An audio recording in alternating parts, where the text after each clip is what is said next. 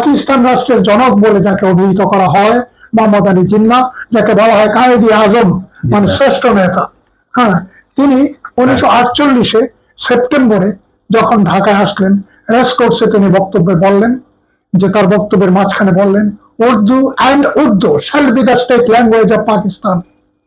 সেখানে কে বা কারা প্রতিবাদ করে বলে উঠলো যে নো নো নো, একটা 3বার উচ্চারণ করলেন। তখন এটা অবাক, একটা বিস্ময়কর ঘটনা।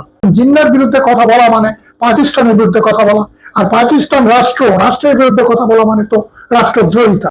তারপরে ইতিমধ্যে ছাত্ররা কিন্তু আন্দোলন শুরু করে দিল।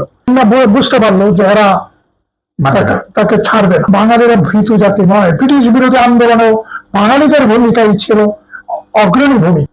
তো সেই জাতির ছাত্ররা প্রতিবাদ করবে, এটাই